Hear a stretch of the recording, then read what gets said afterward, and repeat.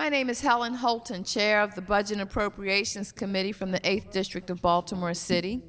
We are here this evening to hear City Council Resolution 15237R, Budget Oversight Hearing for Baltimore City Public Schools, for the purpose of calling for regular budget oversight hearings for Baltimore City Public Schools to improve transparency and accountability in the allocation of over $1 billion in public funding for the vital task of educating Baltimore's children.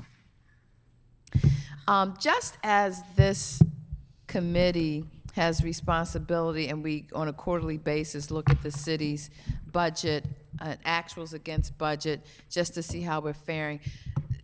It's over $1 billion in the school system's budget, and at the end of the day, it is the city of Baltimore that is the safety net for the school system.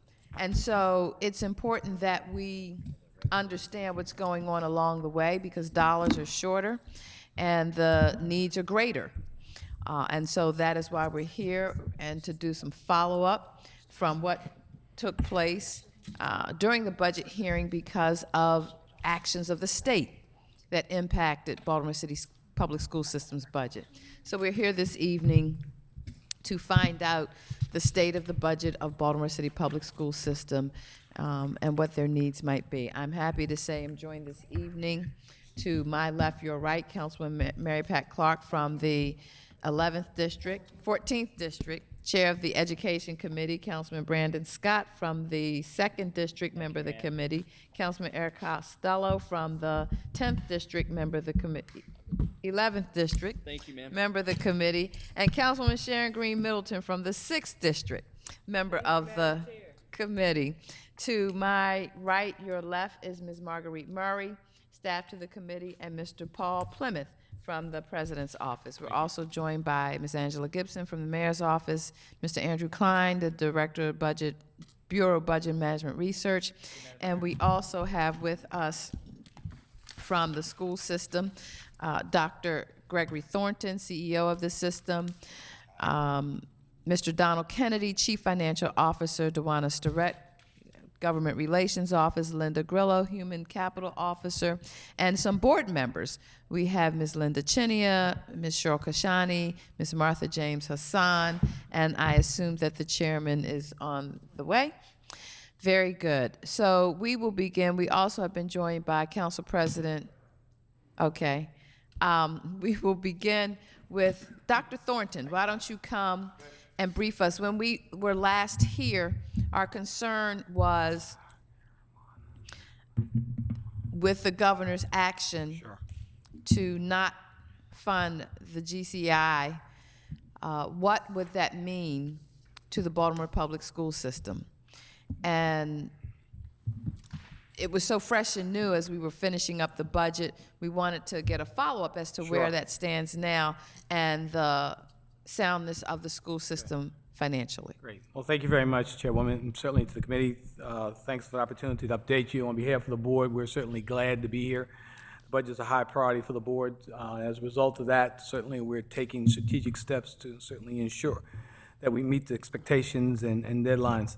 But I want to just share with you with the end in mind, and Don's going to walk through the numbers tonight and tell you a little bit about what that deficit actually caused and the impact it was, and actually the schools, was that we got several objectives this year moving forward. One is we really are very interested in charter school funding.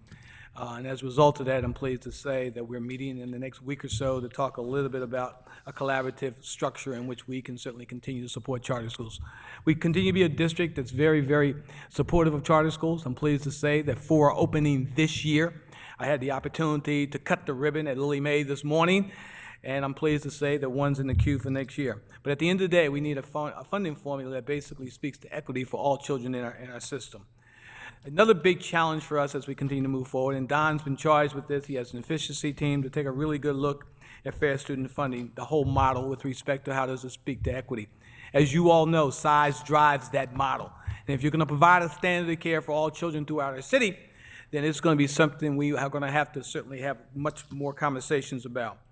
What's important to us as we continue to have these conversations, and what we really enjoy and what's really been beneficial to us, is to work through our, certainly our community forums as we moved around the city. And as a result of that, I know the budget team is very committed to moving throughout our city to certainly hear voice of our community, because I will tell you, I get an opportunity to hear that a lot, and the voices that I hear have a high expectation for certainly city schools. They want some of the same things that they see happening in other places around. And as a result of that, when you ask questions certainly around music, when you ask questions around technology and some foreign language and those things, often my answer is, we just don't have we're not positioned to do so. But we want to have those conversations, and we want to begin to build a framework of kind of where we are and what we think quality education looks like. If we're going to be the 21st century school district, then it takes a certain number of resources as we move forward. We certainly want to continue to move the principles of collaborative budgeting, and we think that's a very strong place to be. But one thing we were really encouraged by last year was actually meeting the commissioner's timeline. As you can recall, I remember my first year sitting here in one of these seats, and we were at the very last moment getting the budget approved. And Don's very committed, him and his team. We probably have that budget in your hands probably a few months in advance. So as we continue to move forward, I know last year there was some consternation with respect to the fact that we didn't know there would be cuts. I'm here to tell you tonight, there will be continued cuts in the school district. There will be cuts in personnel. There'll be cuts at schools, because I want that message to be loud and clear. You cannot continue to have rising costs and flatline revenue.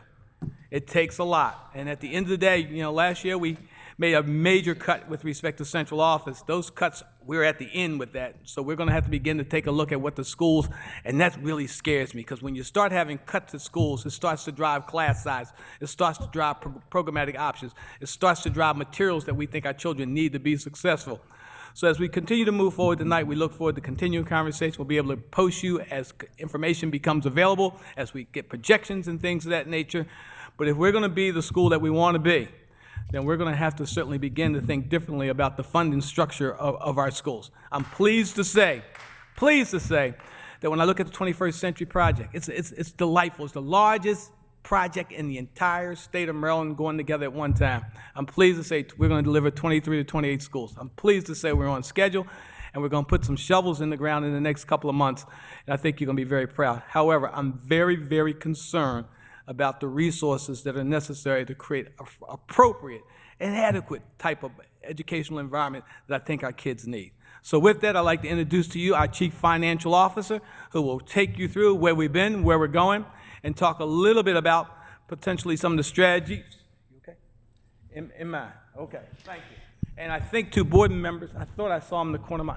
Yes, you did. Go. You did. I see Yeah. your board chair, They're both. Mr. Marnell. And Mr. Peter Cameron Cooper. has actually joined as well. They have a quorum here, so tonight they can vote to give us more money and anything they want to do. They got a whole crew here. Very good. But I'd Cooper like has to brought them say, all out. wonderful. I'd like to say we've been joined by Council President C. Bernard Jack Young, as well as Councilman Jim Kraft from the 1st District, Vice Chair of the committee. Mr. Kennedy. Thank you very much, Madam Chair and councilors. So as Dr. Thornton indicated, I'm here to give you an update on the budget. The PowerPoint presentation is not too terribly different from when I presented in May. We are only 7 weeks into the fiscal year for the new year. School, as you know, starts next Monday. Teachers would be back, and then our financials will really begin at that point.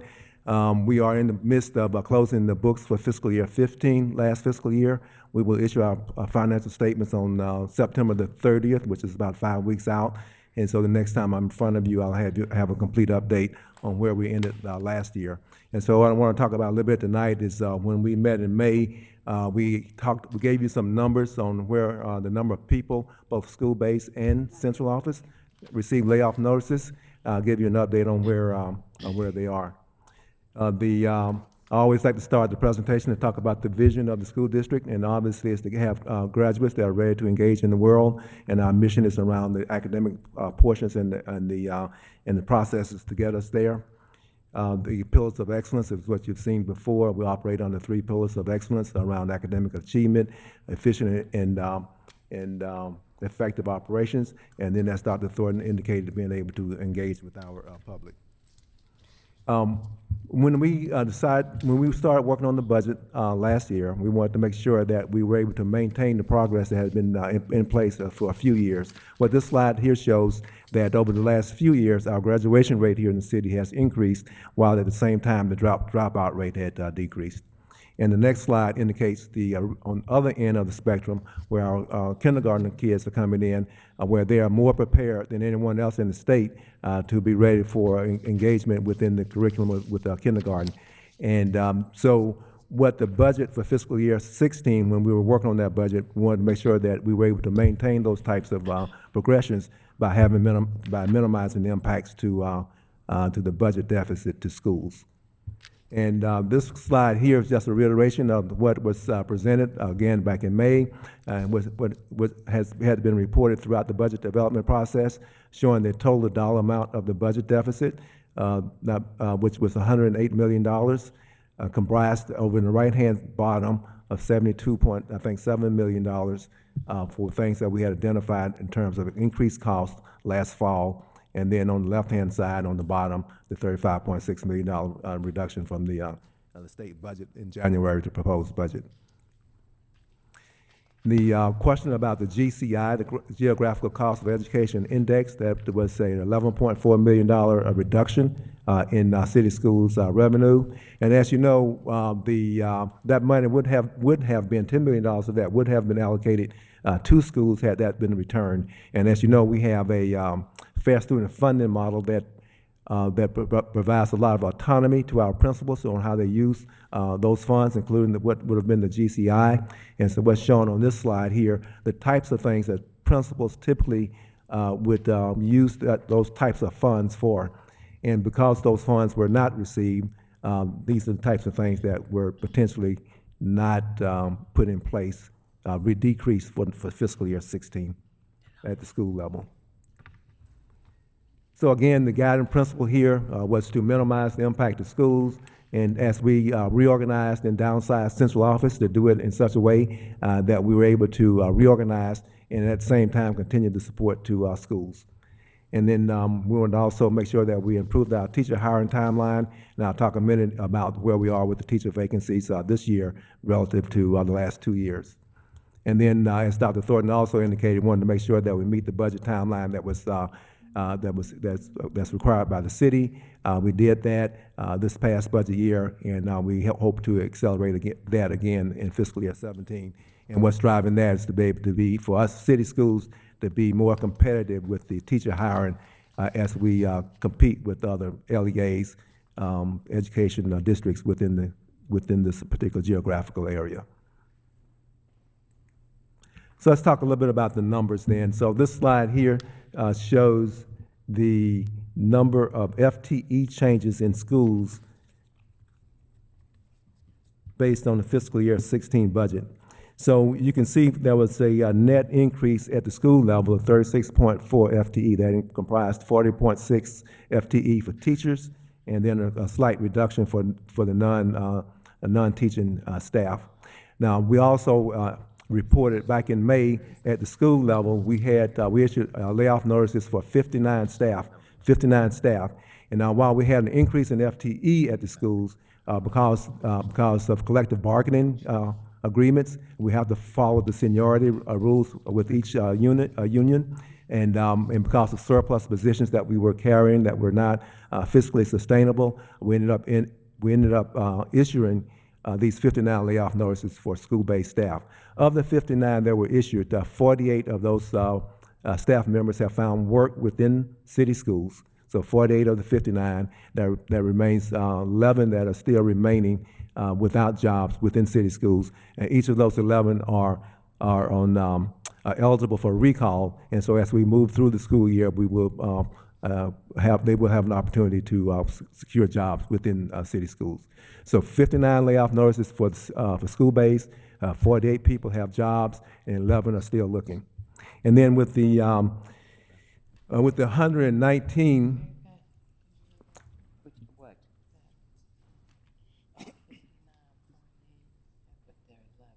Yeah, and I knew who some of the 11 are too.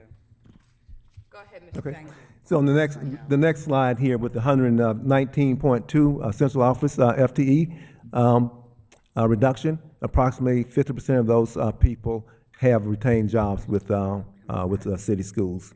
Now I want to talk a little bit about where we are with the principals vacancies as well hiring as well as teachers. Not on the slide here. Currently, we have 8 principal vacancies, and we anticipate all of those to be filled by next Monday when school starts. 8.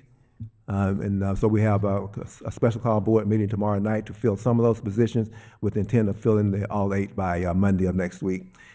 How many are open? We have 8 vacancies. 8. 8. Okay. Of which, if we have a special meeting tomorrow and the board approves, we will open the seat. Yeah, you have to speak in the mic because it's Yes. televised. So we have currently, as of today, 8 vacancies for principals, 8. There's a special call board meeting tomorrow night to appoint additional principal positions, and assuming that goes okay, and the placement of principals for the rest of the week goes smoothly, and then when we open school next Monday, we will have 0 principal vacancies. That's what our projection is. How many instructional vacancies are there now? For teachers, so for teachers, we have 99 as of today, 99 teacher vacancies. That compares to 2 years ago, 13-14 school year, on the first day of school, in 13-14, we had 175 teacher vacancies. And then last year, school year 14-15, on the first day of school, we had 192 teacher vacancies. So as of today, we have 99, and when school starts next Monday, we are still actively recruiting, and we anticipate that number of 99 decreasing further. So in recent years, this would be the lowest number of teacher vacancies we would have open schools with here in city schools. Okay. I'd also like to note that we have been joined by Councilman Warren Branch from the 13th District and President of Baltimore Teachers Union, Ms. Marietta English. Welcome. Mr. Kennedy? And then any remaining teacher vacancies that we may experience on Monday, next Monday, August 31, when school opens, will be filled by qualified substitute teachers. So this slide here, this graph here is it shows our enrollment over from 2016 going back to 2006, and what it indicates that over that time, over the last 2 or 3 years, our enrollment has been stable, has not been increasing, hasn't been decreasing significantly, but certainly has not been increasing significantly either. And I show this slide to lead into the next slide to say that here on any school district, the prime driver for revenue is in student enrollment. And if our revenue were to, enrollment were to increase. So on this graph here on the right-hand side, it shows enrollment, city schools enrollment minus the preschool, since we don't get funding for preschool. And so as the enrollment numbers increase or correspondingly decrease, then we have an increase or change in revenue. And since we don't expect over the next couple of years for our enrollment to significantly change, then we do not expect our revenue to significantly change. And that's in light of the fact that our costs continue to increase. So we'll have a flat revenue projected with increasing costs, and therefore we do expect some challenges financially over the next couple of years as we work to balance the budget and again make sure that we maintain focus on the educational and academic components of the district. And this slide here, this table, it shows from fiscal year 13 up to projected fiscal year 16 that we had actually a $3.2 million decrease in total revenue coming into city schools, $3.2 million over the 3-year period. In the next 2 slides shows the impact here in terms of where in the budget. We have in the blue side of this pie chart showing that we have 53% of the district's general fund revenue is spent on salaries and wages for employees. And then the red slice there shows that we have another 20% in fringe benefit costs for a total of 73% in staffing costs. And the last graph here shows over a 3-year period the change in the first series of graphs shows a $31 million increase in salaries and wages over the last 3 years. And the next series shows a $29.4 million increase in fringe benefits. So costs continue to rise and revenue is remaining flat. Some of the things that we're doing in fiscal year 16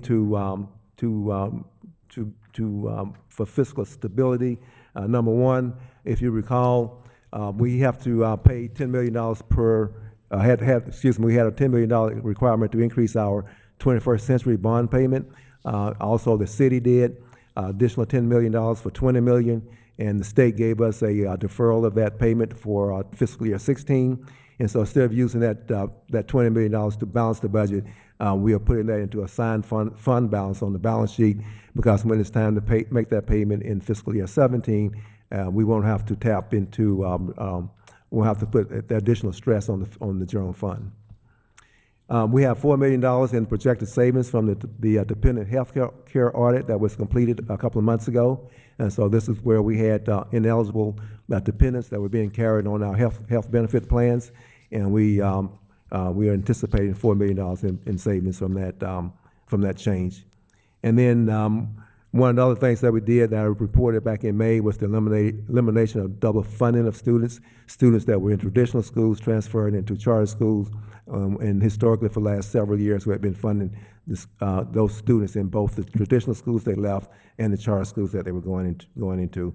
And for last year, that was at $15 million, 15. And the next slide, Dr. Thornton has already discussed. These are some of the key events for the fiscal year 17 budget, and he's already gone through those. And I would say on the fiscal year 17 budget, we've already started planning for that. We'll be in front of the board, I think Operations Committee here in a few weeks, talking about the timeline for the fiscal year 17 budget and some of the things that we're looking at, some of the things that we're anticipating that need to be done within that budget. So with that, I've concluded the presentation. Open to discussions. Just a couple. In addition to certainly the numbers, I certainly want you to realize that there were priorities in last year's budgets, and they were all around children. I'm pleased, as I said earlier, the charter expansion, it's pretty important to us. You know, we're very excited we actually introduced Bard College this year. It's a program that allows a youngster to graduate from high school and have 2 years of college and an associate's degree from Bard, along with 3 other programs. I'm pleased to say that there was an art expansion. That was something pretty important to me as I went around the community and certainly talked to a lot of our colleagues. Our kids want the arts, they want the music, so we see expansions there. Career and technical education, where are we going? We want kids to be prepared to go on to college and be successful. We also want kids to go to work. You know, when I was a young man growing up, a kid growing up, wasn't a young man, my parents sent me to college for an education. We got to prepare kids for a world of work. So I'm pleased to say that some of our career and technical education opportunities have expanded. We have kids coding throughout the district doing great work, which we know will create great early entry jobs for kids. I'm pleased to say our advanced academics, it's pretty clear. Peter Cameron, I think he was here. There he is. Peter's called me one day, one morning. I knew it was something wrong. I thought it was something wrong. He said, I looked out, I just went by Poly, and there was a group of parents all around. Was it Poly?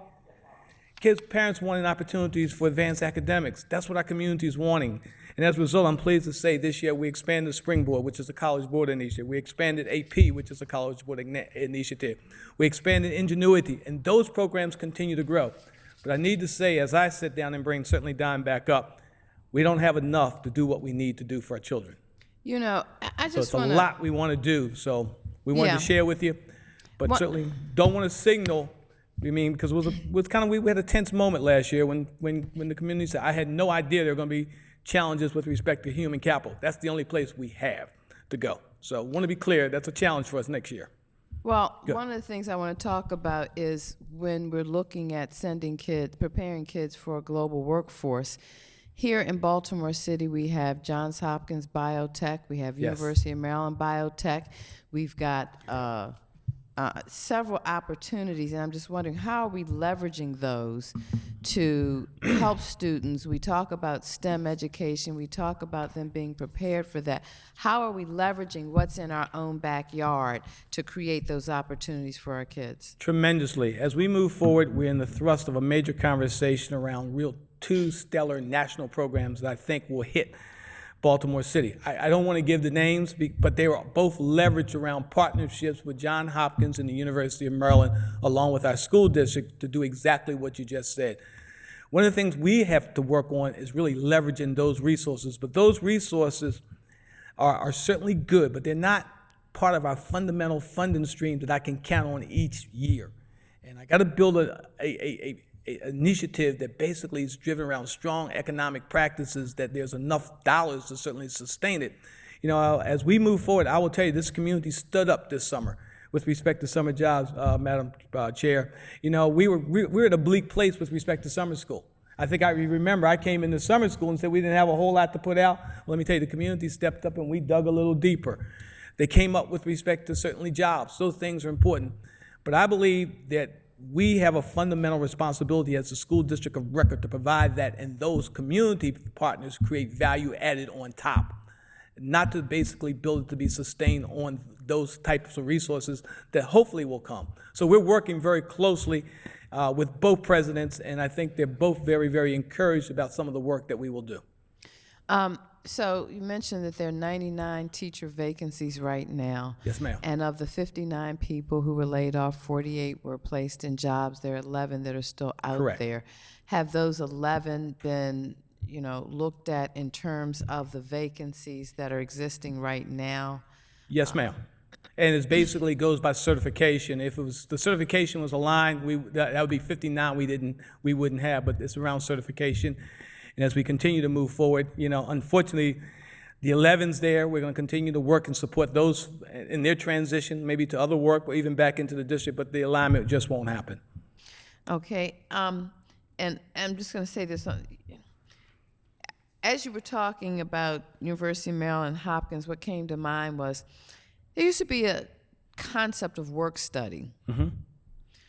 And Councilman Middleton, who is always on the point about apprenticeship and things of that nature, and you know, it used to be that juniors went to school half a day and they went to learn something to do so that when they got to 12th grade, they were prepared to enter the workforce.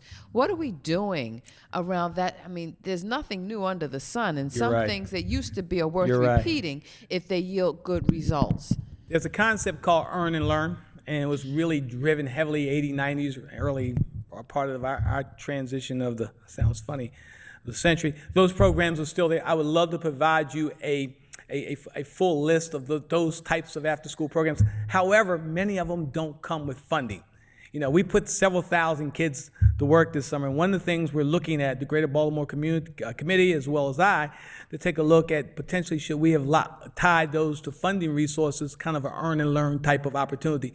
We're exploring those things, but I will tell you, as I talk to young people, and I looked at the preliminary results of summer school this year and the preliminary results of the workforce this year, looked like my workforce kids had a little better attendance, and because at the end of the day, they didn't get paid if they were not there. You know, our kids would have got a bigger payoff, certainly, if they, you know, went to the academic programs and got great results. But that's the programs that we're looking at, and I like them. They worked when I went to school. Summer Youth Employment Program, programs such as CETA, those programs, the names have changed, earn and learn, but I think they still have value. But the reality certainly is bringing the resources to bear, certainly to be able to make promises that we'll be able to keep. So interesting that you say that, because when I was looking on slide, well, it's on page 7 of what we have, the general fund revenue, and looking at federal sources. You know, there's so much talk in the federal government about education and all of this. And, you know, Secretary Duncan's been here a couple times. Correct. And so what are we doing to leverage opportunities in the federal government? I'm going to yield to my colleague from the 6th District, who is the expert in terms of apprenticeship program, a former educator herself. But I just think that there's some things here that when I look at the sources of income, 1% are federal sources, And I don't know if it's, maybe there's a need to have someone who focuses on those grant-funded opportunities Very to much help so. make some of these things real, so that as we're graduating kids, they are Sure. truly prepared to enter the workforce, because we've gotten more dollars. And you know what? If you get them for 3 years, that's 3 years that you can do something Absolutely that right. you weren't able to do because you had the funding to do it, versus saying we don't have the funding in our normal stream of revenue. And these days it calls for really thinking out of the box and stretching ourselves to go for things that maybe we just didn't do before. To be very candid, Chairperson Holton, our competitive grant initiatives have not been as aggressive as we would want them to be over the years. And as a result, we've done really well with things such as, and it's internal, but in the corporate world, we did well with Race to the Top, and a bunch of things of that nature, but we haven't really tapped into what I think there's some opportunities that are there.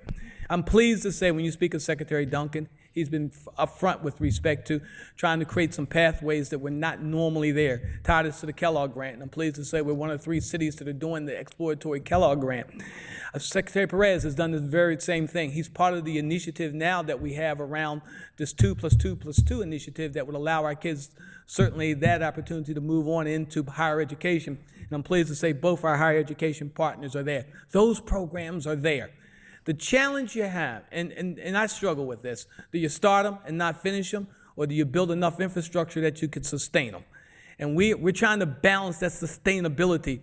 It's easy to start a lot of stuff, and I've done that. I've been places where, I was running after every single grant dollar, and I got to a point when the grant ran out, I didn't have resources to sustain it. I believe there's a better place than what I found to actually maintain that. But your points are very, very well taken with respect to leveraging those type of competitive grant process. Kellogg was a grant that's a wonderful opportunity that we have. We went along with St. Louis, we went along with West Coast, San Francisco, I can't think of the Midwest, and certainly Baltimore is part of it. Those are the opportunities I think we're positioning ourselves for. And unfortunately, a lot of that attention has come to us just due to some of the challenges we face, but we will utilize those challenges to hopefully turn them into opportunities for our kids. I mean, I just think that when we begin to focus on what we do to lift up the least of those, we lift an entire community, an entire city. And so what I know is that we have young adults Yes.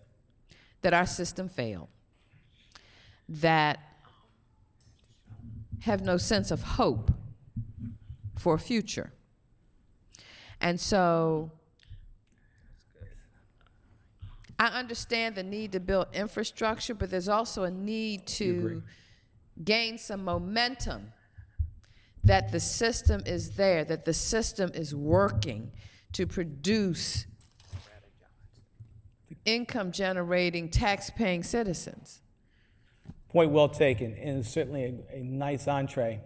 One of the things that we're working very closely with you as council, with our mayor, with our school board, with Mr. Cooper's leadership and administration, is that we have been tapped as one of the school districts that potentially may be a Say Yes district.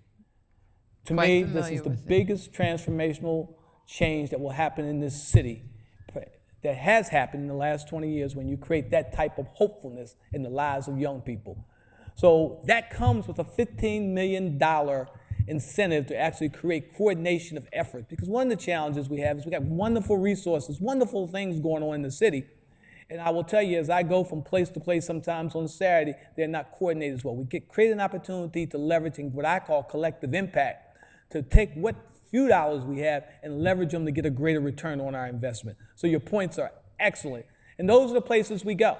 And those are the conversations that we need to have. I'm hopeful that we'll be able to stand before you, certainly the president of the council, the mayor, myself, and as well as the community, to say that we've just created a hopefulness pipeline for our children to actually do some things. Because at the end of the day, I don't know if you read the national stuff, I have kids who are graduating from college now with so much debt that they can't buy homes. And because they can't buy homes, they get poor credit scores.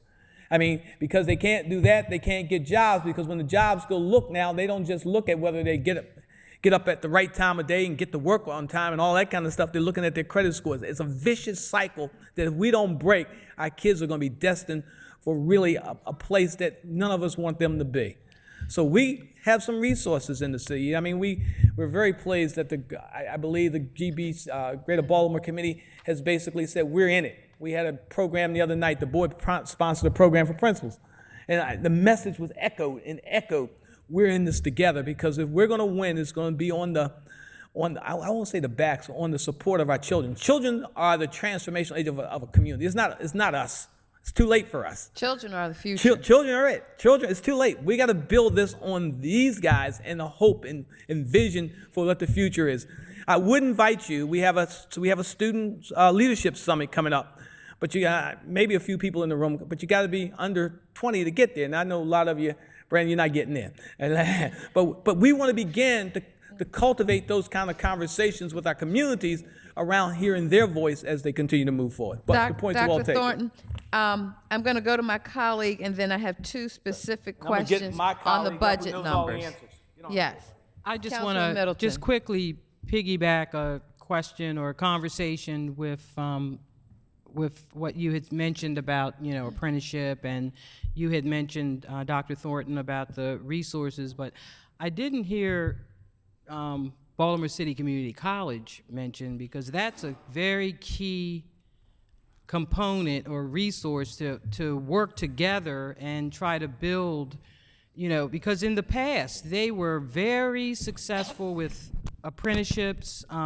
They were so successful they even had the one facility right here downtown that eventually had to close. But we still have our community college, our city community college that has resources, and they get state funding, and that partnership can solicit more funding if they see students, filtering in and partnering and using that campus as well as a high school student, and just building those connections to. I am so glad you said that. Okay. Dr. Gordon May is our new president. And wow, what a gentleman, and truly committed, not only just to his institution, but the whole city as a whole. I'm pleased to say, it hasn't been 10 days ago that him and I, along with the president of CCBC, sat down. Because at the end of the day, it's a community. It's all of us, at the end of the day, I want our kids to have opportunities.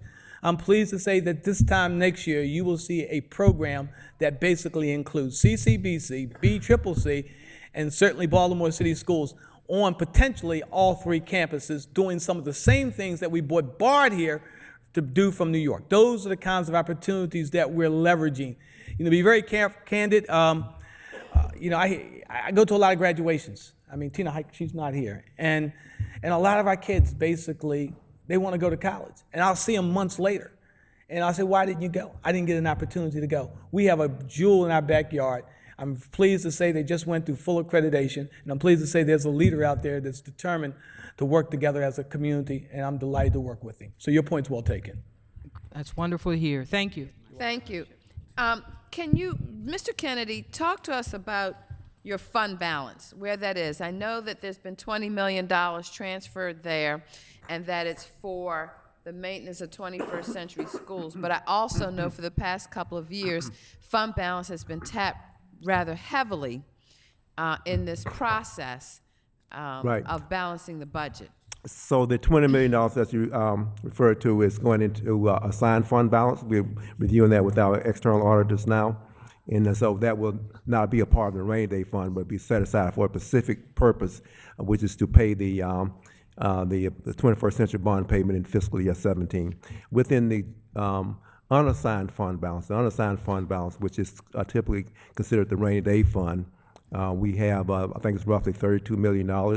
And so the school board last fall adopted a fund balance policy that required the school district to have between 3 and 5% of the of our expenditures in unassigned fund balance. And so in the policy also states that if we drop below that 3% minimum, and then we have to have a plan with a timeline to get to get above the up to and above the 3% minimum. So right now, as of last year, we were at 2.7%, And so our plan as we close the books this fiscal year, which we'll have closed in 5 weeks, is to increase that. And next time I'm in front of you, I can give you the exact amount. But right now, we're at 2.7%. A minimum of 3% is required, and we'll be adding money to the unassigned fund balance as a part of the book financial closure this year. And my last point is, I noticed that the goal is to have the FY17 budget done by the end of March. Is that saying that you're intending to have it done before the end of the general session, the Maryland General Legislative Session? Well, what we would like to do is be able to present the budget to the school board by the end of March. And then there's additional changes that need to take place, and we'll have to react to those. And again, the reason for that is that for us to be more competitive with the other 9 school districts that are within the Baltimore City, Washington, D.C. Metropolitan area. So we can't start our recruiting efforts strongly until we have that budget done. Very good. Councilman Costello. Thank you, ma'am. How many, is there about 186 schools in the district? Yes, so between 180 and 190, yes. How many principal vacancies were there this year? Total. How many schools had turnover in the principal position? The turnover. 30%? 30. We had 30 principals that turned over. So that's about 19.5% of the schools had turnover. Is that kind of industry standard? Is that high? Is that low? So Dr. Lisa Griot from our Human Capital Department will address that question. Thank you. Good evening. So when you compare the number of vacancies this year to prior years here in city schools, it is lower than it has been this year. In terms of, if you look at principal turnover nationwide, we still have some work to do in terms of the number of principals that we turn over each year. We started early with regard to principal selection, and we have a full process that we run. A lot of these vacancies, they opened late in the year, and they opened, quite frankly, because some of our principals secured promotional opportunities in the district. So there's 8 vacancies remaining, and those will be named presumably after the board meeting tomorrow? So our principals are board appointed, and so we called a special board meeting tomorrow for this very purpose, so that we could make sure that we have principals in front of children on day 1, which is Monday. Is that, please forgive my ignorance, and I don't know the past history because I'm new, this is my first year on the council, but is 6 days adequate preparation for a principal to get rolling for a new school year? I don't mean to be rude. It doesn't sound right to me. It's a fair question. And the difference with our principal candidates this year than in previous years is that most of our principal candidates are internal candidates. And so they have been working in our schools. They understand the culture of city schools. They've participated in an assessment center. And so they have an awareness of the schools that they're entering into. Many of them were APs in the schools, and now they're being promoted into the principalships. And then we will provide supports to them. So we have a new position in our district called the Instructional Leader Executive Director, and their primary role is to support principals with a focus on new principals in the district. So presumably then, all 8 of those positions are going to be internal hires? I can get the specifics. I would say most of them are. We had a stronger internal pipeline pool of candidates this year than we've seen in previous years. I know of the 15 schools in my district, I think 6 or 7 have new principals. And I know that at least 2 of those are the result of promotions within the district or transfers to other schools. Mm-hmm. Do we have some type of strategy in place or some type of policy that guides what happens when a principal is transferred or promoted within the district how we begin immediately attacking that vacancy to get it filled with the highest quality principal as soon as humanly possible? So we have been engaged in principal pipeline work for the past 3 years, or 3 years, probably a little bit more than 3 years, and the goal is to do just that. So when we have a vacancy, we have a strong pool of candidates from which to choose, and we can match characteristics of candidates to the needs of a school community. And so one of the things we did this year was we used to have sort of a general posting for all of our schools, but we now specifically match principal candidates to schools based on the needs of the schools and on the characteristics of the principals. That's great. That seems to make sense. But do we have it in a written policy? Oh, like an artifact, a written policy that the school district follows? We don't have a policy. What we are establishing is a set of comprehensive protocols that will allow us, over a certain period of time, we know how many principals we will have available, how many candidates we will have available over the next 3 years.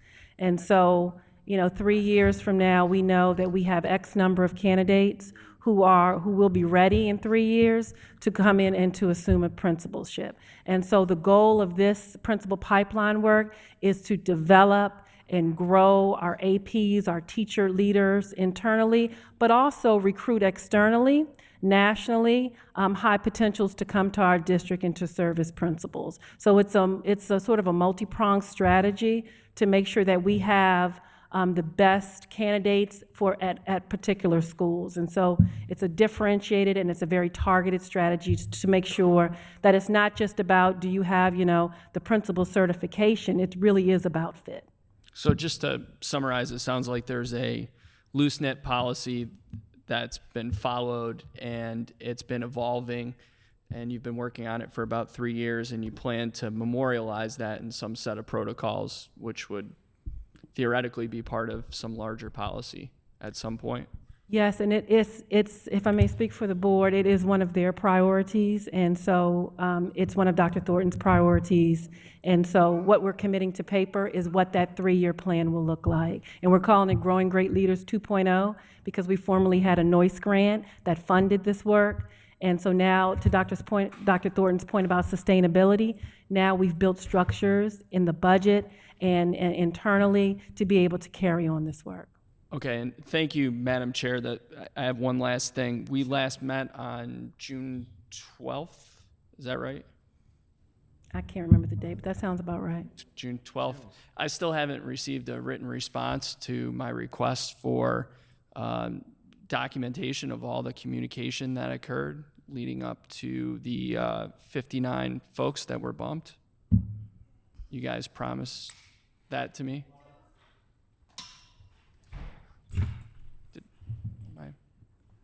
DeWanna Starrett, Legislative Liaison. It was emailed, and we sent it through the chair's office. I can email it directly to your office if you'd like, but it was a 3 or 4 documents that were provided. Emails? Oh, It was email. It was emailed. It was emailed. It was emailed. It went out through the chair's email, and I thought I also sent it to individual members. I can check my email history, Yeah. Or we could resend. It's a or I can just continuing resend it. saga. Anything that comes to me goes to Marguerite, that goes out, particularly to the committee and all members because of the issue. thank you. Yeah, I haven't seen it, Madam Chair and Mr. President. And just to Just to- We will send it again. Just to reiterate the previous request, it was for Say- documentation of each of the emails that went out to staff and discussions with the 2 unions leading up to the 59 bumps, for lack of a better term. It was, if I recall, it was the information that was provided to each person that was on the RIF. Yes, that's right. It's that Yes. chain of communication. Thank you very much. I definitely appreciate that. Thank you, Madam Chair. Very good. Councilwoman, if you have a brief statement. It's very brief. Okay, and then we're going to Council President Young. Could I ask that we add to that communication the continuing saga of current status now that we're at August 24th? We just reported it. You reported it.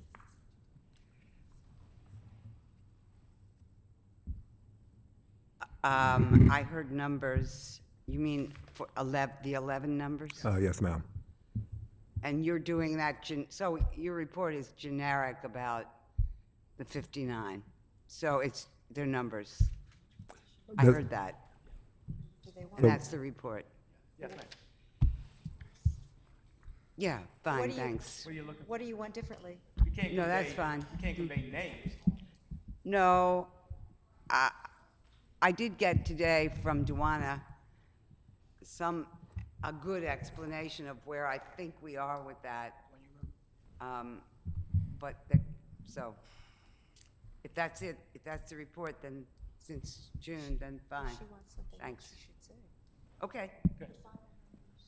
Councilwoman Clark, and given the sensitive nature of not naming individuals, I think all of us here are concerned about the efforts for the 11 that are left. Let me just say this, it was ugly.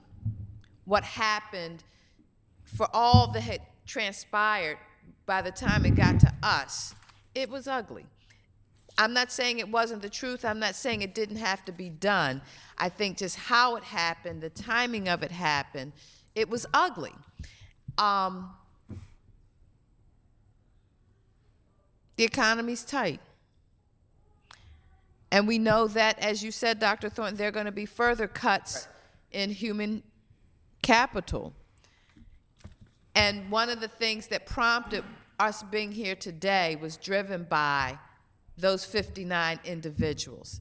And so we're not sitting here asking for specific names, but at some point, when I hear there are 99 vacancies for teachers, 8 vacancies for principals, and I don't know where these people are in terms of qualifying for those positions, but it would lead me to believe that there are other positions in the system that maybe we aren't looking deep enough. I mean, I understand the notion of seniority and everything, but when you have people in positions performing as expected, to come to work one day and be told, okay, you have no job, you've been bumped by seniority, we've got to find a better way in all of the vision and mission and desires that we have for our children.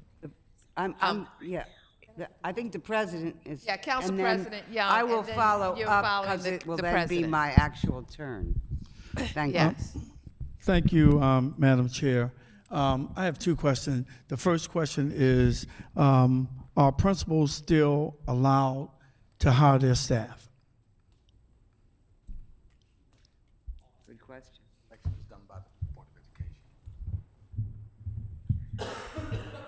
Principals still hold a great deal of autonomy in hiring staff.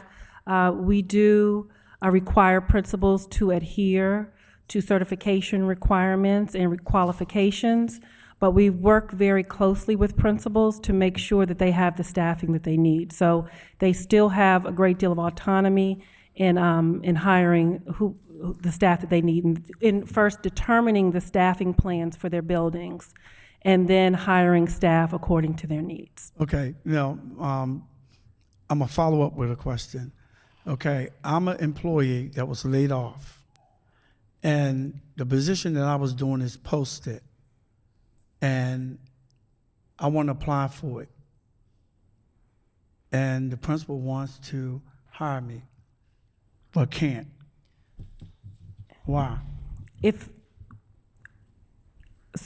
it's a school-based position where we conducted a reduction in force that resulted in layoffs in that particular job classification, then we have not posted for that position. The principal must select from the pool of candidates or pool of employees that are available to them, and those are those who have seniority in the district. So right now, we have two primary groups who are still laid off. So those are our school secretaries and our school staff associates. We've gone through certifications, to Dr. Thornton's point. We've looked to see if they have teaching certifications, if they have the job qualifications, and if they have, and in some cases they have, we have offered teaching positions or other positions in the organization to them. Those 11 do have recall rights for 2 years, which means that as secretary and staff associate positions become vacant, we cannot hire externally. We must go to them and ask them very clearly, do you want to come back into the district and work in this particular position? And we will give them the work location. And that will result in them retaining their status or coming back into the district with no break in service in terms of their layoff status. Okay, thank you. I guess this question might be for you, Dr. Thornton. I did a resolution asking for the arts, physical education, and music back in the curriculum in the school system. Can anybody tell me where that is? Thank you very much, and certainly we agree. I can certainly send over the expansion documents that we proposed this year. It culminated in several learning journeys as well as redoing of some of the curriculum. I can certainly provide that. What it didn't do, which I knew your hopes was to put a art teacher or a music teacher in every classroom, it didn't have the support to do so fiscally. We would love to do that, but that's a decision that's made at the schoolhouse because of local autonomy. In a lot of schools, and they do a very highly effective job, and certainly with contract services and things of that nature. But the resolution you put forward actually made it through, and we see a stronger arts program that we're working through a number of community partners as well to provide some of those services. But I can lay that out for you dollar for dollar and how those dollars are spent. Okay. Councilwoman Clark? Councilwoman Clark? Yes. Ms. Strat, were you going? Madam Chair, I'm sorry, I just didn't want to take up much of your time. Marguerite Murray indicated that everyone here has a copy of the documentation that was sent in June responding to the follow-up questions, one of which was about the information that was provided to each of the people that were facing a RIF, and it included the downsizing Oh, it's in our packet. program, and it had all the various pieces that went out. I spoke to Councilman Costello, and he Oh, okay. acknowledged that he has this Okay. information now. Oh, just add an addendum that says plus 11 hanging out there. Plus what? Plus 11 hanging out there. That's not coming in the email. I would like to ask about the budget, if I could, in terms of people. Well, I'm not asking you to name any names, but I'd like to try to understand how we got to a balanced budget in terms of the number of people everywhere. This isn't about just school-based, that were eliminated from the school system, one in the central office or central activities, and we know that 59 were laid off at the school level. Correct. So if I can go back, this isn't like a trick question. I'm trying to understand how you did it. It's quite amazing. So let me start with people, and then you can translate them into dollars. How many people at the central North Avenue, not school-based people, were laid off? So we reduced the central office FTE count, as indicated on the slide. Yes, I see it, but I love to hear Okay, it. that's fine. 119.2 FTE 100, and 19.2. okay. And, And that's how many were laid off? No, those are the number of FTE reductions in the central office budget in order to balance the budget. Okay. And I don't have the exact numbers here, but approximately 50% of those were retained through different placements. Oh, and the other 50% are. So you didn't eliminate their positions. No, we did eliminate the positions, the FTE Oh. positions, we did. You And eliminated the people and you eliminated the positions. I'll allow the Human So- Capital Director to Did discuss you that. did you create new positions, or where did those other 50% go? They couldn't have all gone to 59 spots in the schools. So a number of our central office employees, in fact, and the organization that was hit the hardest, so to speak, was the Office of Academics. Oh, that's nice. Many of those individuals were certified and had teacher certification or had certification that allowed us to find positions for them in the school district. As teachers. Either as school-based positions or as central office positions. Well, wait a minute, you're eliminating central office positions. We eliminated central office positions, but remember, we did this in the context of a reorganization. Well, yes, but I thought the reorganization was to get very thin. Like, in other words, let's get down to lean. And to run, to put the money where the kids are. So it was the goal of the reorganization was to ensure that we maintained a high level of effectiveness and efficiency. We looked at roles, Okay. responsibilities. Let me ask you, they're not going to give me much time, so I got to keep Okay. asking, okay? So of the 119.42 FTEs that were eliminated, are you, you're saying that half the FTEs stayed in the system So somewhere? Yes? our layoff numbers for central office were 67, and we were able to find positions for the remaining central office employees. We either found vacant central office positions for them or school. Vacant central position office positions. Okay, so, oh my goodness gracious, how many positions net have we cut from central office? 119.2. But you kept some vacant central, how did you rebuild with central office positions if you cut that many? This was part of a reorganization. Yeah, I know that. But And what- so in addition, we did have positions that we had to fill. I mean, we had academic positions through the realignment. That hadn't been filled before. We realigned, let me give you an example.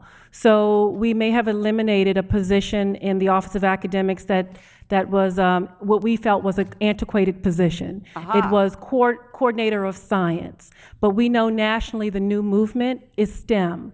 And so we felt that there was a need for us to align positions to the needs of the organization and to represent what contemporary school districts should have in their central office. So you changed the name of that position and you kept it. We changed the roles and the responsibilities of that position to be more encompassing, to reflect the needs, to have STEM curriculum, as we discussed here, And so to meet the needs of I guess it students. pays more than it did before, probably. No, it doesn't. Okay, it's the same. It is the same. Good. All of our salary scales are standardized, and salary is a collective bargaining, it's collectively So bargained. you have, 69 people actually in central office are gone. 67. Okay. What about teachers? How many teachers do we have? Remember that little cadre of teachers, that sort of floating group of teachers that were talked about so much?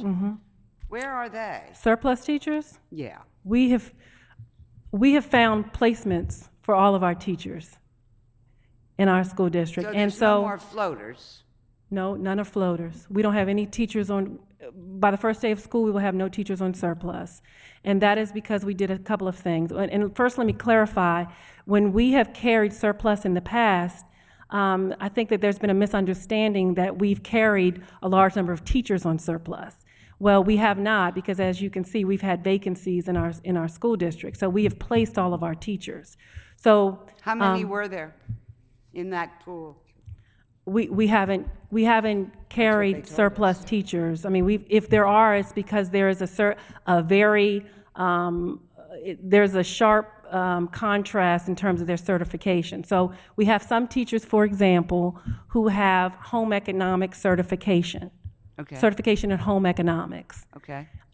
We don't have many courses now in home economics, and as you are aware, that has transferred over to CTE, our career and technical education.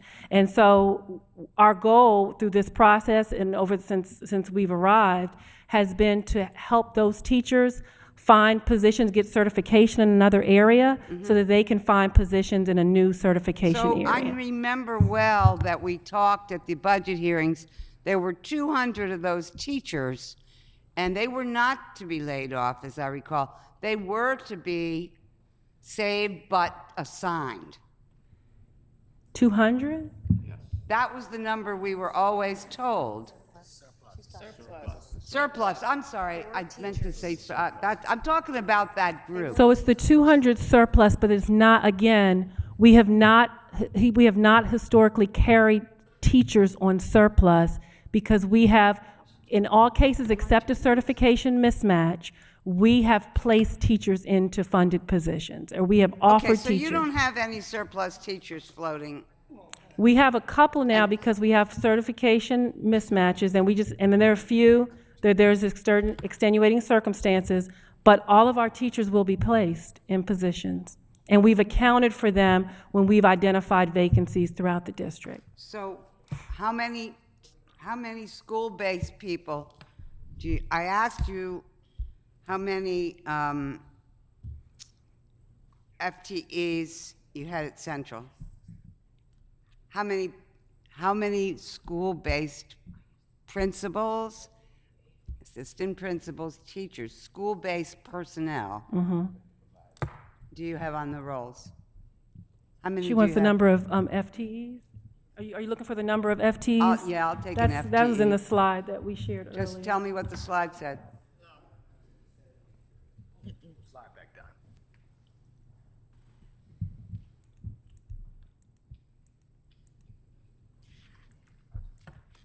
I think it's on page 5. So this slide here for fiscal year 16, column fiscal year 16 proposed that slide shows the number of school-based FTE, 8,573. And that is, you've increased for the coming year. By 36.4 full-time equivalents, FTE. Okay. So you've increased the number of teachers, school-based. You've laid off 67 people. I'm not sure yet how many positions that you've eliminated. The So, 67. and we know you've laid off 59 people, or was it 57? 59. 59 at the school base, so you've laid off 110, 116 people. So at school-based, we have laid off, as of today, 11 school-based positions, 11. Yeah, but now, right now you have, but the layoffs were, it was like 116 people got actually laid off. So, Well, how much money does that add up to? well, I don't have the exact dollar amount here, but if you take a look at each So position, you have I'm not a big layoff fan. I'm not looking for layoffs. I'm just trying to do the multiplication to figure out how this budget got balanced with a pretty minimal number of layoffs for all the discussion. Although, I will say this, to me, every layoff deserves a name, but I understand your rules. And you know what my name is in my district. but to the budget, basically, golly day, we zeroed out. So Counselor, I don't have the, all of the line items and how we balance the budget here in the presentation Yeah. tonight, but I can certainly provide that to you. It's in several presentations that I've given at the school board meetings. I'm sure that you can, and I'm sure that you will. I'm just saying, it's an amazing feat that I haven't seen the likes of yet. I mean, it's a lot of getting to zero. And I await our further briefings. Thank you. Councilman Branch.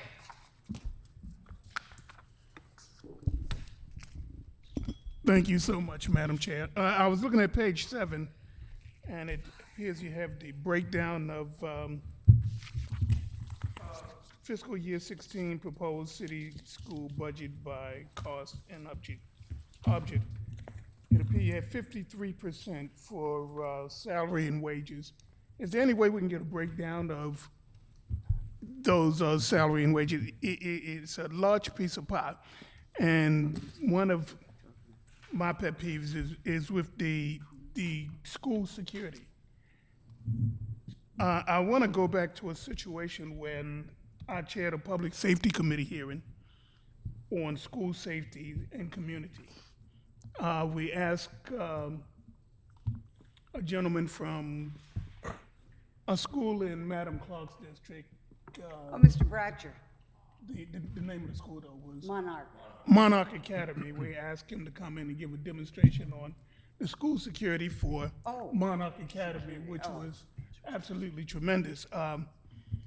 One of the things that they did have in place was the motor vehicle ID identification, which was tremendous. At that time, none of the Baltimore City schools had it. When your new CFO came in, he made a promise to me that he would do it, and he did deliver it. And if it wasn't for that gentleman doing what he did at Monarch Academy with the demonstration that he gave, because even the interim superintendent couldn't even give an answer. We had people going into schools unannounced, and no one knew that they was in a school. Monarch had one of the best systems that you can account for. My question is, for someone who's given a contribution like that to the city of Baltimore, how do you release a person like that? I mean, I would think that you would reward him. Why would you release him? I mean, I thought it was a tremendous idea, and he probably has many more tremendous ideas. I mean, I have a problem with the school system getting ready to start, and we got Baltimore City school police officers patrolling the city of Baltimore. What happens when schools start? What happens with the security in these schools? Help me out. Somebody, please help me. Please give me an answer to that. Thank you for certainly the comments. We're very pleased of our I believe it's the Visitor Identification Initiative, one card. Pardon me? And as a result, it's been highly effective, actually used here, and I think there's even some interest potentially utilizing it in this building. With respect to the cost of the police, it's right around $8.5 million, which is a fraction. It's all inclusive of all the resources that certainly support it. Your question is, let me be certain I want to answer your question. Let me make it quite clear. Okay. For someone who made a contribution of such for the safety of kids to our school, how do you release a person like that? I mean, I would think that a person like that would be rewarded or commended, but Sir. you release them. I mean, please don't tell me about the budget. The budget called for this. There's ways that you can account and you can find. Under Dr. Alonzo, no one was released from schools. That's great. So, look, those folk have families that they have to provide for too.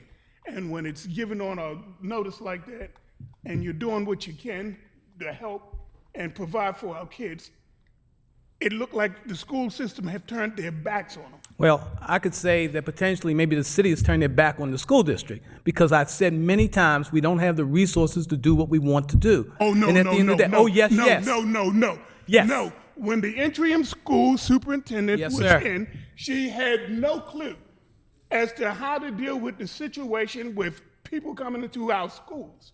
dealing with those kids.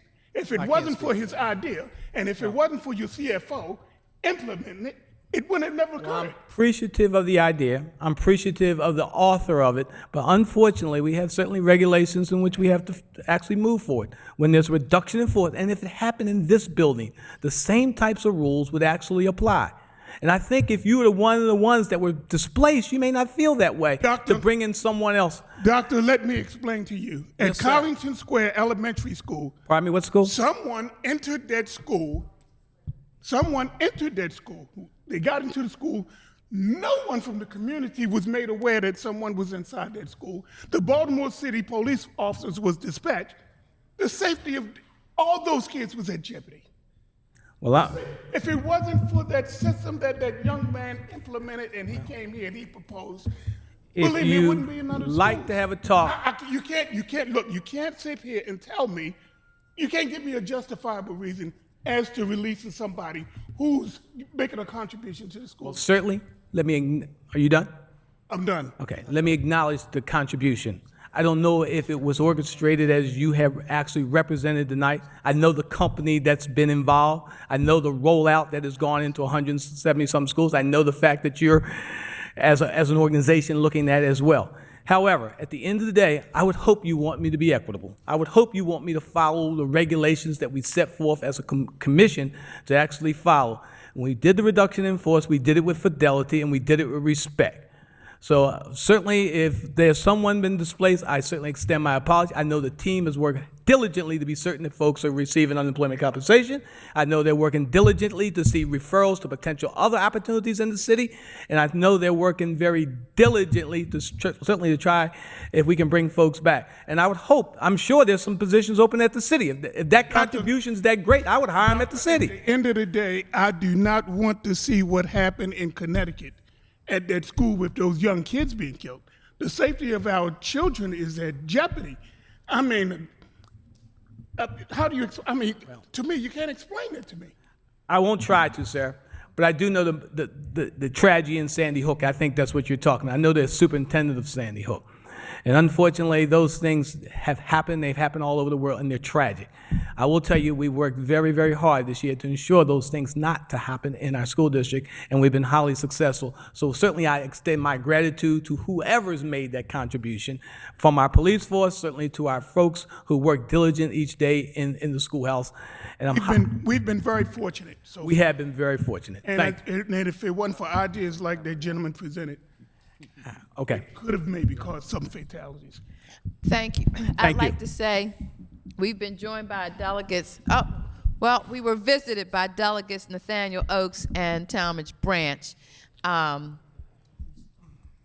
Councilman Scott. Thank you, Madam Chair.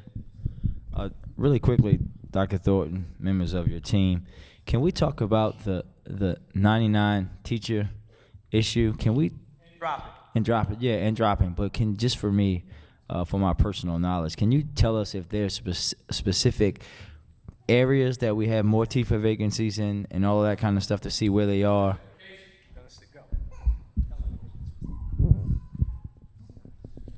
So there's a national shortage in certain certification areas. And you'll find this in many states. My colleagues and Dr. Thornton's colleagues, superintendents around the country, we've been coming together to talk about how we're going to reduce this shortage. We have fewer candidates entering teacher education programs, and that's just the trend that's happening nationally. It's happening nationally, and you're seeing it playing out here in Baltimore City. You'll see special education, math, science, and foreign language are our 4 top areas.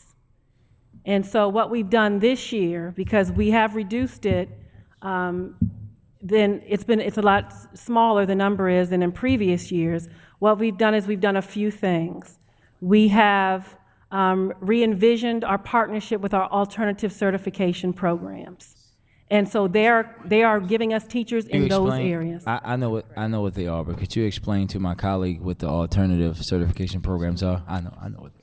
We have 3 partners who are certified by the state to provide teachers to us using alternative certification routes. They include UTC, which is the Urban Teacher Center.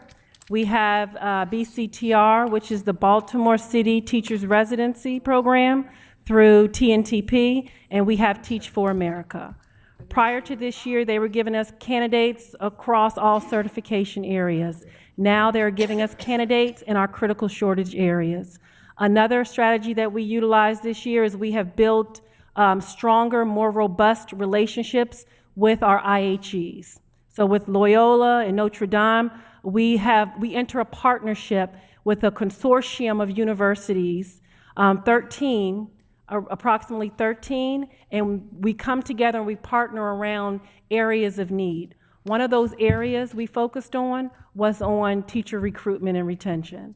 And so we targeted interns who work in our schools, and they do their student teaching in our schools, but they necessarily in the past didn't stay in our schools. And so we targeted that group, and we also went out and we developed very specific strategies to recruit from our teacher education programs. We know we're not there. We know that we have to continue to find innovative ways to bring teachers to our district, but we're on the right track. Thank you, ma'am. And then my last question, Madam Chair. On page 9, we talk about the FY17 budget key events, and it says engage community through citywide forums. Can someone just talk briefly about what those citywide forums will look like and what we'll be doing at them? So as I indicated earlier in the presentation, that we are just beginning the budget development process for fiscal year 17.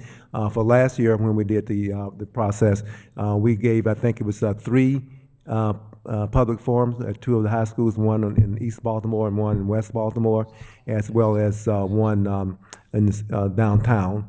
And in addition to those 3, we also did an engagement with the students, I think at two different schools. And so what we're planning on doing this year is expanding that, but we haven't laid out yet the dates for those forums nor the locations. But just to indicate that we understand the importance of engaging the community, and we will be doing that as we move into the 17 budget. Thank you. I would just ask that when we include the students, it would be really good to do a broader array of students because they always have the best ideas. Okay, of course. They came up with the middle school sports, that was theirs. Councilman Kraft. Thank you, Madam Chair. I have a statement, then a couple questions. One, I know there are folks that are watching this on TV 25, and there is something that I don't know if it was mentioned before, but for those of you who are watching, I think we need to make it, it's important that we make it clear that the City Council has no control over your budget. I mean, we can't cut your budget. We don't approve your budget. I mean, basically, your budget, I mean, we went through this in June as to whether we could amend the budget or hold the budget up or anything else. And we went through this whole thing with our legal opinion about what we could do or what we couldn't do. And we got the opinion from our counsel from the law department saying that basically we couldn't hold anything up. So I just want to make it clear that while we're here talking about all of our concerns, we're talking about these concerns, we're talking about things that we would like to see change, and we're talking about policies that we may be happy with or may not be happy with. But at the end of the day, you know, we have to pass the maintenance of effort. We're required to do that, or we don't, guys don't get your money. And we basically are stuck. So while we may have some degree of leverage over the city budget, we don't have that degree of leverage over the Board of Education budget. So that said, I have 2 concerns of my own from my district. Number 1 is Hollibird School. I have a great principal there. I had a great principal there, Tony Ruby. And Tony left, and I got no principal. As of today, I have no principal, or at least I have no name of a principal. And this is a school that has, one, It's a school that's going to be replaced by a new school. It's a school where that particular principal is as involved in the community as the presidents of the community association. I mean, he virtually lives in the community. So somebody just can't walk into that school and all of a sudden say that they're the principal of that school, because the principal of that particular school is more than just a person who manages the school. That person is a person who literally goes door to door in a neighborhood, talking just not to the parents of the students who are there, but the parents of the people in the neighborhood. He helps organize community events. He is integral to Little League, all the extracurricular activities. The man virtually lives at the school. And I mean, not during the school hours, but all the time. So, we don't have a principal. School's starting, or unless somebody was named, but as of this morning, we didn't have a name. Councilman, you're absolutely right. One of the directions and focus as a school district we have subscribed to is how important the principal is. It's our big bet, and what we've done is we re-engineered the entire system to provide those principal supports. I don't know where the question came from about the turnover. The turnover is too big. The number is somewhere around 10% nationally. We're trending twice that. I'm pleased to say in your particular case that the principal should be named tomorrow night. And no, Lisa, no? The principal for the school he's talking about? Tomorrow night. One of the things, we get criticized a lot for a lot of things. But one thing, Dr. no, let me Thornton, finish. That's okay. I know, but I I'm just going want to to get share my this. principal tomorrow. I want to know who's going to make sure that principal gets ILED. brought on board and gets brought up to date and is up to speed. And I mean, he's not going to be Tony in a day, and he's not going to be Tony in a month.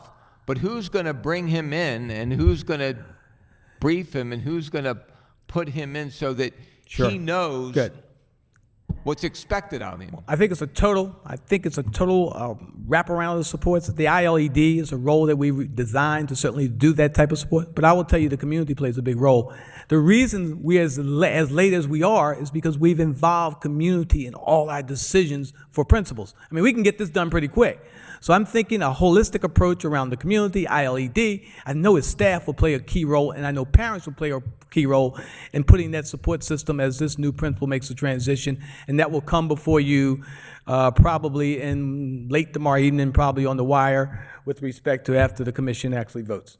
Okay. Yeah. All right. My second point, and Duana, I'm not going to go in one direction about it, but I am going to go in another direction about it. And that is this, and I use this example. Whenever somebody says, do you approve of the Congress of the United States, they get a approval rating of less than 10%. But when they go out and say, do you approve of your individual congressperson, like 95% of them get approved. So it makes no sense. You don't approve of the Congress, but you approve of everybody that's there. So we talk about schools having scores and, this graduation rate and this improving and this score improving, that score improving. So I can't take care of all those schools. I can't take care of that school. I got a high school. Well, I've got an alleged high school, okay? I bring this up year after year after year. And this past year, I brought in the statistics, and they spoke for themselves. And that school is still open. I hear about all the things we're doing to make the schools better and how we're growing in these schools. So we'll be back here at the end of the year. So I want to see Patterson. I want to take the last 5 years of Patterson, and I want to see what happens during this school year at Patterson.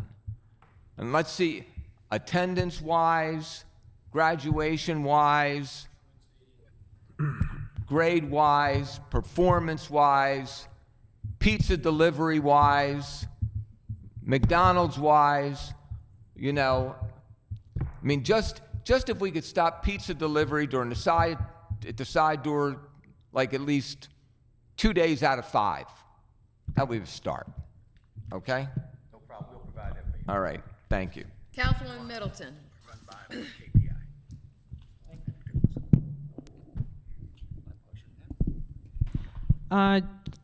Just a couple questions that are all kind of together. First, the first one is, is there funding there is funding for after-school programs? Is that built into the principal's autonomy of her budget? So the most of the funding for after-school programs are built into the budgets of principals through fair student funding and their autonomy. Do you have a relationship, or have you built a stronger relationship, I should say, with recs and parks? And I ask this because there's still some schools that are connected to rec centers that are still controlled by recs and parks, Edgecombe Circle for one. And I notice that there's starting to be more community associations that want to be involved in doing an after-school program at the rec center that's connected to the school, but they need help with, that school to also be a partner. Is there money to kind of work and help that along in getting the approval? Is that approval up to the principal? I believe we have 5 partnerships with rec centers. I'll have to get you the details in terms of what the financial support may not be in those cases. Okay, but the decision is up to the principal? Well, if they want to be involved? The majority. I guess I need to know, are there policies related around that, connected with recreation and park, their department? Okay. Because I'm finding that, the person that's the person that's in charge of the rec center is all for it, but when it gets to the supervisor, it's kind of a halt. So I'm trying to figure out a way to have dialogue, that the school agrees, the community agrees on this program, and we don't want to have one person from another department holding up progress for a neighborhood, for an after-school program. Did you understand what I'm saying?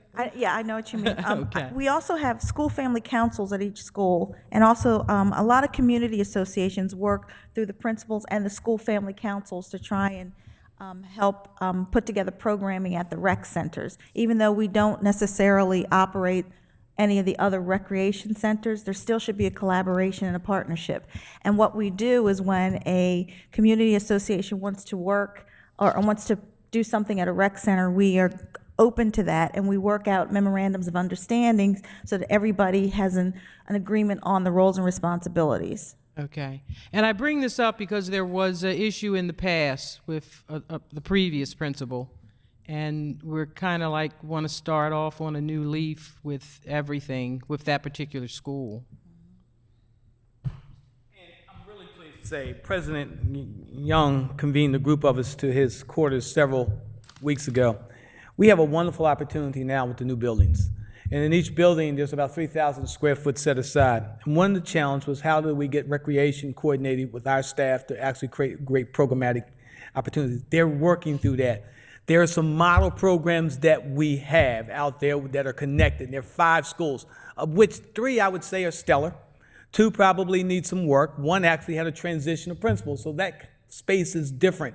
They're taking on space because they want opportunities for their children at night. They don't want their kids the opportunity to go and potentially not have things in the community, so they're working. But we've had some really stellar places that I think have done so, and so we can learn from those. But I think where the really good work is going to come, now we have 3,000 square foot in all our new buildings that will allow us to have partnership agreements, and where folks are sitting down working together to try to determine what those partnerships look like, and how we can support communities better.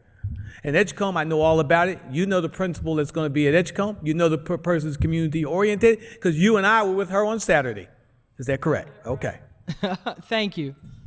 Thank you. Council President Young. Thank you. I just want to ask the school system while we on with Councilwoman Middleton just said, would it be easier if the city would take over all of the permitting process for all of the buildings? Take over the permitting process for all of the buildings. Of The permitting? permits of all of the city school buildings. That have rec centers attached? Just take it over, Oh, okay. like we do for everything else that the city owns. The permits.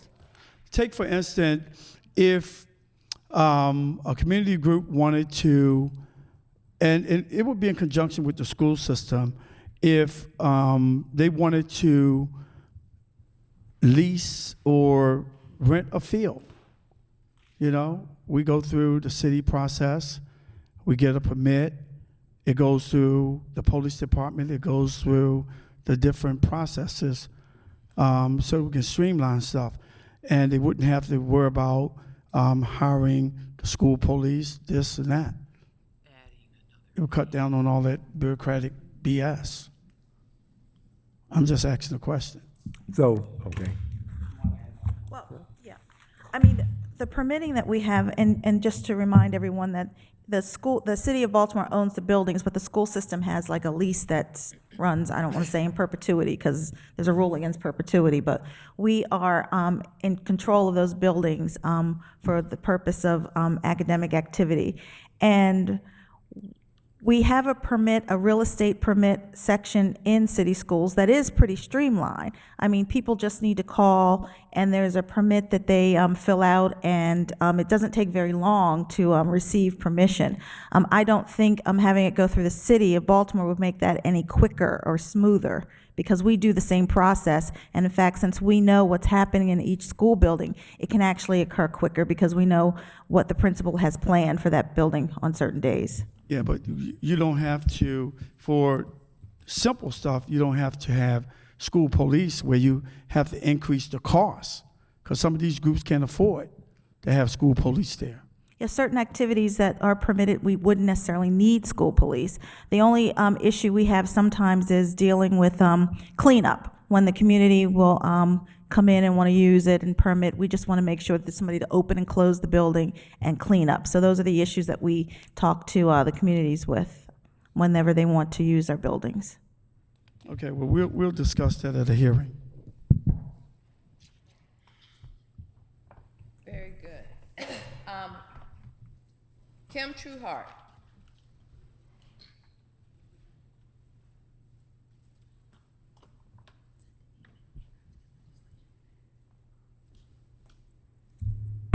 Good evening. Good evening. Don't have to say 3 minutes is not enough here. Okay, 7 items. 8 items when we get to item 1 on this slide here, that collaborate with Charter Coalition. The coalition needs members of, I guess I could say, the opposition on it. Right now, the coalition is comprised of people who love charters.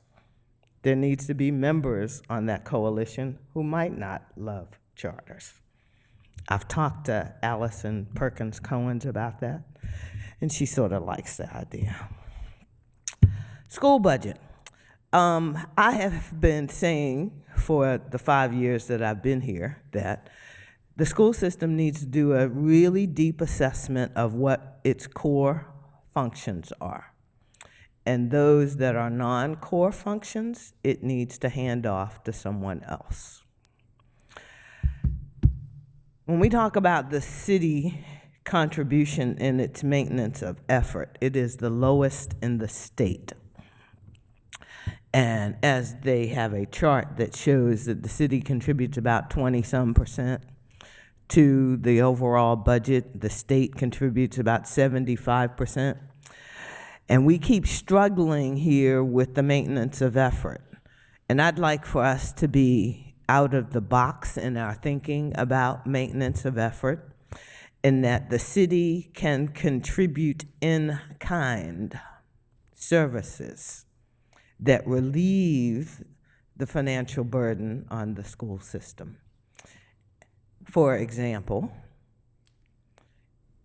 $350 for a food permit to operate each of our cafeterias is a bill that comes from the health department. The city needs to keep that bill and suck it up. Give the permit as an in-kind maintenance of effort contribution to the school system.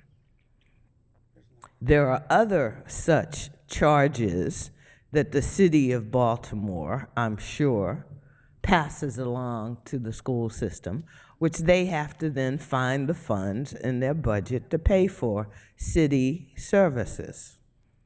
If these are city schools, then the city contribution to the budget needs to be at its maximum level that we can muster. And what does that require? Us to look at how we not only fund in dollars, but how we supplement that with services. I think a hearing would be appropriate to look at increasing the maintenance of effort with in-kind donations. Slide 4 talks about the GCEI impact. I would like for each of the items on that slide to be reflected in terms of how many students are impacted. You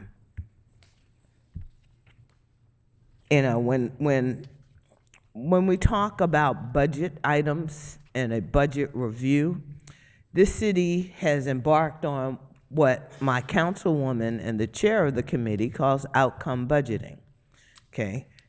There's nothing in these slides that they've presented in terms of outcomes. What investment produces the outcome that we desire? And Councilman Kraft sort of alluded to it.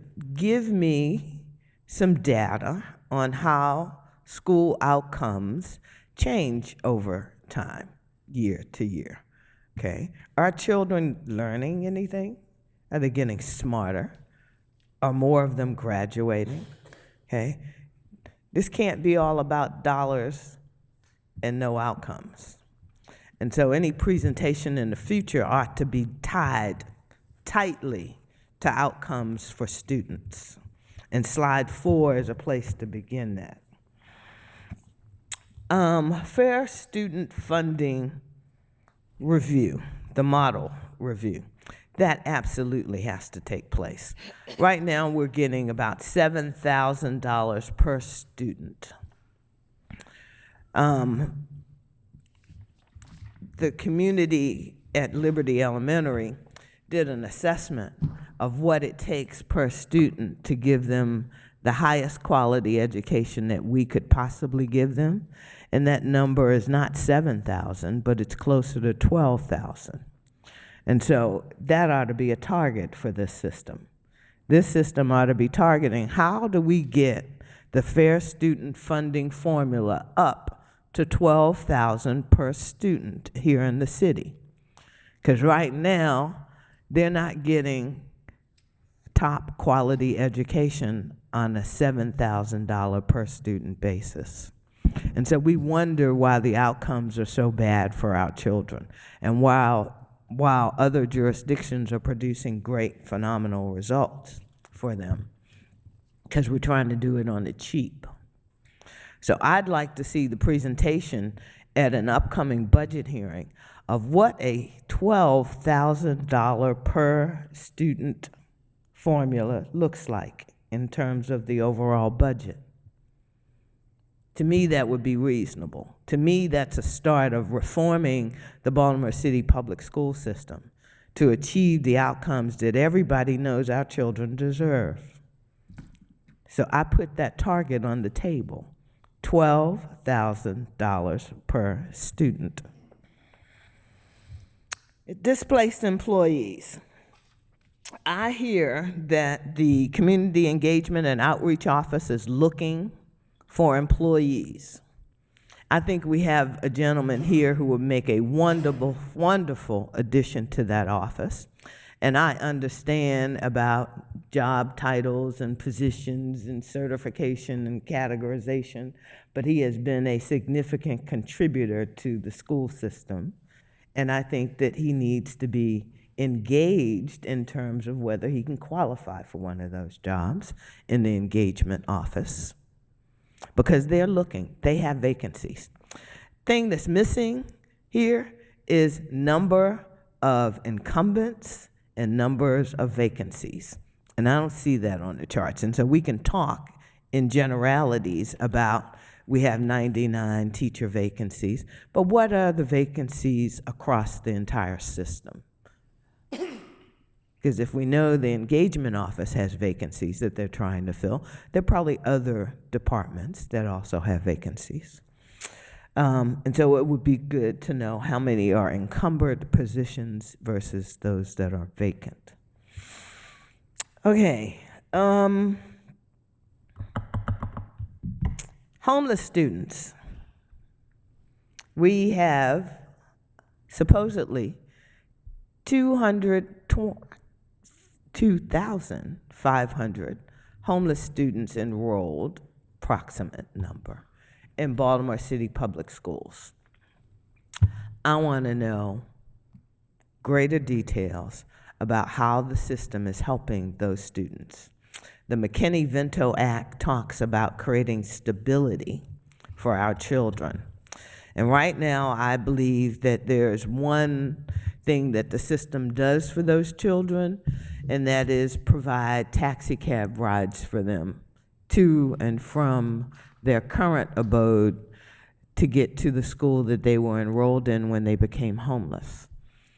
I think the system ought to redefine the word stability, and I want to thank Dr. Thornton and his chief of staff for engaging in this conversation around how to spend that money differently, that we spend approximately $6 million on taxi cabs, and that through an engagement I had with Secretary of Education Duncan, he likes the idea of us looking at being a little more creative in spending those transportation dollars to create a more stable environment for these homeless children.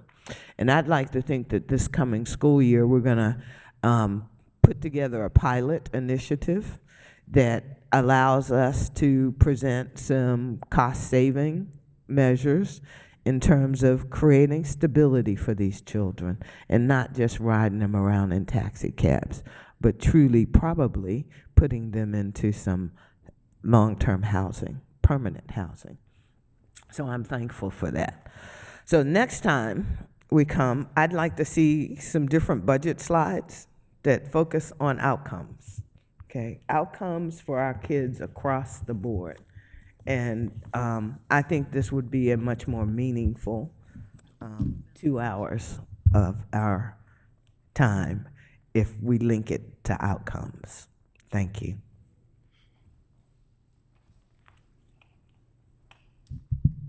Thank you. Jarrell Bratcher.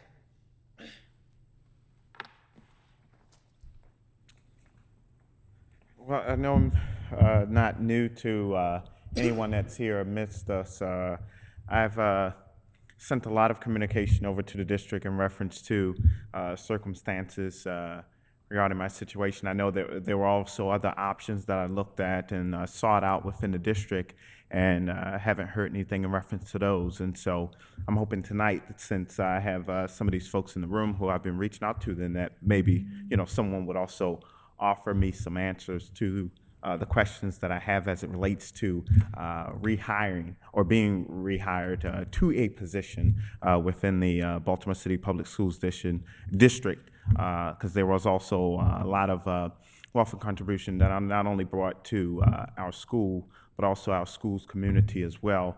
And Ms. Trueheart, you mentioned something in reference to homeless students. It'd be nice for you to go and check out, wearing our schools paraphernalia proudly, to go over there and check out and talk with our school's social worker through our chart operator, the Children's Guild, because there's a program that we have in place that we've been able to hone in with our homeless students and be able to offer them supports. And we've been doing that since our school's inception, amongst other programs that we have aside from some of the other facilities and safety pieces that we've also offered to the district and state as well as it relates to the safety of our students.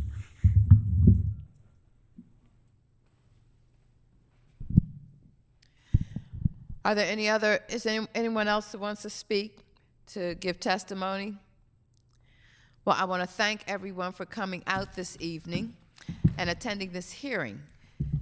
There's not a vote on this resolution because it is continuing, so we don't have a need to vote on it. So thank you all for attending. This hearing is being recessed until we gather again. Please check the area around your seat to make certain that you have everything that you brought with you. We will be closing the room shortly and ask that everyone exit promptly to the first floor main entrance. Once more, thank you for visiting City Hall and being attentive at this very important gathering. Have a good evening.